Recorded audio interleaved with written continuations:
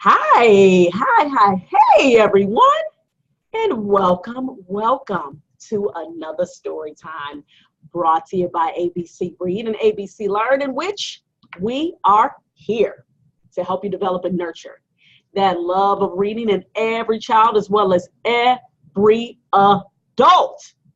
How are you guys doing out there today, evening, whatever time of day it is, wherever you are around the globe? I hope that you all are just doing splendabulous. Okay, what is that?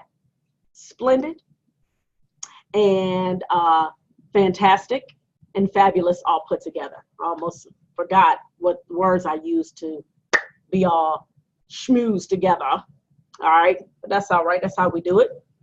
And I got this lamp up here just in case you guys are wondering, like, what is that like black thing, kind of like poking in the video. And I got it there because when I do my videos, sometimes people are saying that, they're great videos, but, can you have a little bit more light, And so I'm like, okay, I'm had this lamp right up here. So, so just so you guys know what that is. All right. Got the little black thing poking in the video. And yeah, before we get started again, I wanted to share with you guys again another benefit to reading aloud. All right. And another benefit to reading aloud is that reading aloud can help those children as well as adults, because I did meet an older lady who said she had dyslexia. Okay. And of course, a lot of times when we think about dyslexia, we definitely think about our children having it. And, we think about basically, them struggling with reading and all of those types of things. But really, a lot of times when you have the children who have it, they grow up to be adults who have it as well. And so reading aloud can actually help with that. Why? Because especially when they're struggling with reading, if they are listening to stories, then they are able to still get some reading done. They're able to still listen to the stories so that they can have some understanding and comprehension. So those skills can be developed and increased. All right. So yeah, so reading aloud, again, just to stress again, one of the beauties and benefits of it is that it helps with those who are struggling with different reading disabilities. All right. So I know my son, one of my children, he has some different special needs. And one of the things that he deals with is dyslexia, so, and definitely with reading aloud, it definitely has helped my son a great deal. All right. So now what I'm going to do, I am going to read this awesome book. Am I going to read this whole book in one sitting? Nope, of course not, because you'd be like, excuse me? No, I'm not. I'm going to read a chapter. All right. So I'm going to be doing different chapters. So I'm going to read from the beginning to the end.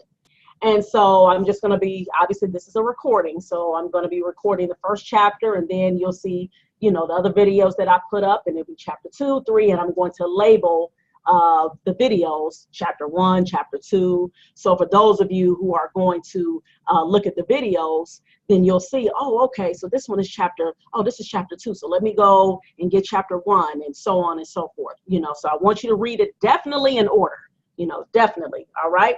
And no, I have not finished this book. I had just started this book. I think I read so far like maybe the first 3 chapters already. And when I got to reading it, I said, this book right here, I said, this is a must read already. All right. And so the title of this book is called Fish in a Tree. And the author, her name is Linda Mullaly Hunt. Okay. And one of the reviews they said about the book is that fans of R.J. Palacios Wonder will appreciate this feel-good story of friendship and unconventional smarts. All right. And just so far, just to give you a little preview of what the book is about so far, like I said, I haven't read the whole book yet, but there is a girl in here who is obviously dealing with some reading disability issues of her own. All right.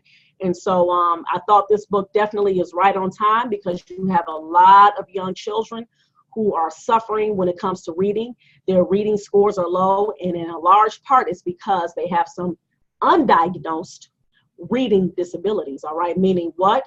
That they're having reading disabilities, but they have not went to a reading specialist, someone who can basically can tell and say, hey, look, I can tell this child, you know, is dealing with some reading disabilities. That's why their reading scores are low, all right? So again, we're gonna get started. I'm gonna read chapter 1, and I hope you all enjoy this book.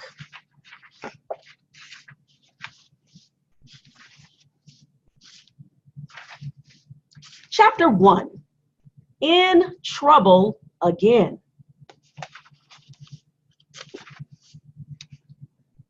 It's always there, like the ground underneath my feet. Well, Allie, are you going to write, or aren't you? Mrs. Hall asks. If my teacher were mean, it would be easier. Come on, she says. I know you can do it. What if I told you that I was going to climb a tree using only my teeth? Would you say I could do it then? Oliver laughs, throwing himself on his desk like it's a fumbled football. Shay groans. Allie, why can't you just act normal for once?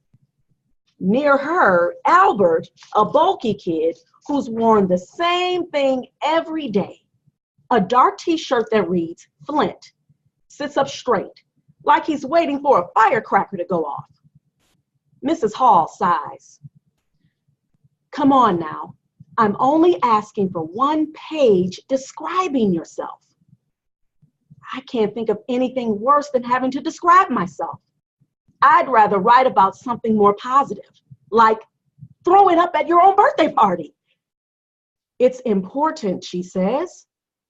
It's so your new teacher can get to know you. I know that, and it's exactly why I don't want to do it. Teachers are like the machines that take quarters for bouncy balls. You know what you're going to get, yet you don't know too. And, she says, all that doodling of yours, Allie, if you weren't drawing all the time, your work might be done. Please put it away. Embarrassed, I slide my drawings underneath my blank writing assignment. I've been drawing pictures of myself being shot out of a cannon. It would be easier than school, less painful. Come on, she says, moving my lined paper toward me. Just do your best. 7 schools in 7 years, and they're all the same. Whenever I do my best, they tell me I don't try hard enough. Too messy, careless spelling, annoyed that the same word is spelled different ways on the same page. And the headaches. I always get headaches from looking at the brightness of dark colors on white pages for too long. Mrs. Hall clears her throat. The rest of the class is getting tired of me again. Chairs slide, loud sighs. Maybe they think I can't hear their words. Freak, dumb, loser. I wish she'd just go hang by Albert, the walking Google page, who'd get a better grade than me if he just blew his nose into the paper. The back of my neck heats up. I don't get it. She always lets me slide. It must be because these are for the new teacher, and she can't have one missing. I stare at her big stomach. So, did you decide what you're going to name the baby? I ask. Last week, we got her talking about baby names for a full half hour of social studies. Come on, Allie, no more stalling. I don't answer. I mean it, she says, and I know she does. I watch a mind movie of her taking a stick and drawing a line in the dirt between us under a bright blue sky. She's dressed as a sheriff, and I'm wearing black and white prisoner stripes.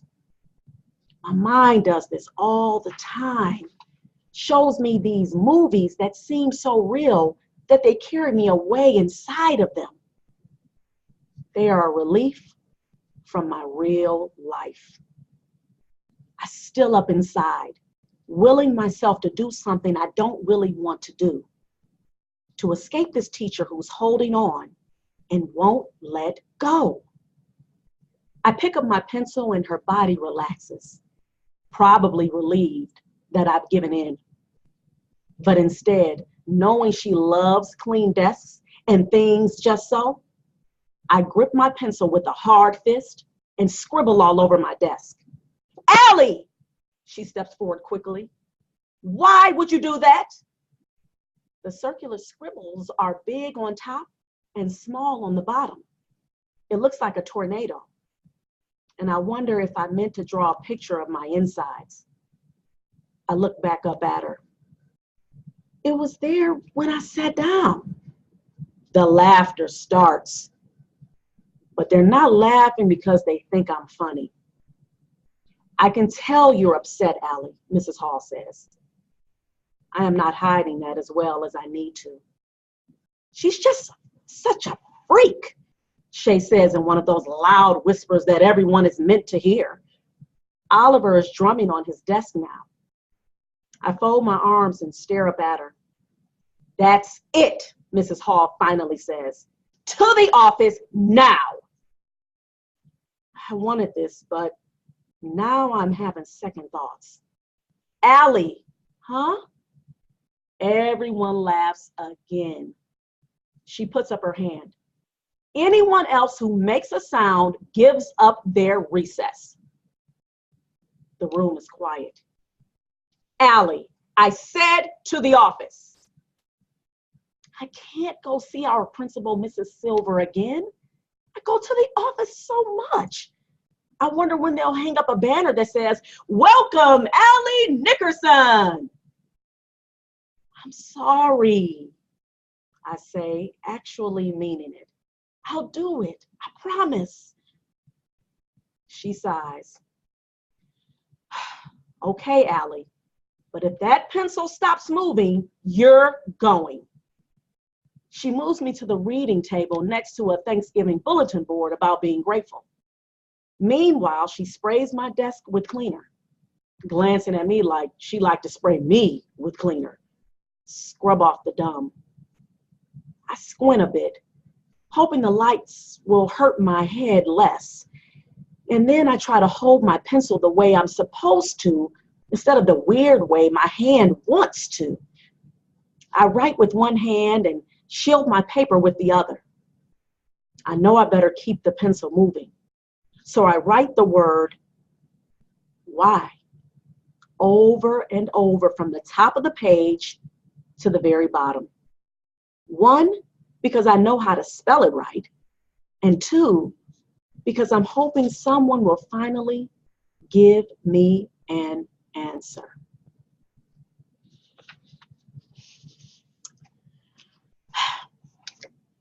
The end of chapter 1. And I hope again that you all will join me again for reading chapter 2. And I hope that you all enjoyed that chapter. As we see, we're getting an introduction of who Allie is, right? And some of you out there may possibly be dealing with the same issues, having some struggles of trying to concentrate on writing or reading an assignment. And it might be because of some reading disability that you may have. So again, I hope that you all keep listening to these stories, because I love trying to read stories that are engaging, stories that are relatable, you know, to our children as well as adults. Again, this channel is not just for our children, this channel is for adults as well, because we all need to be a part of the reading family, right, y'all?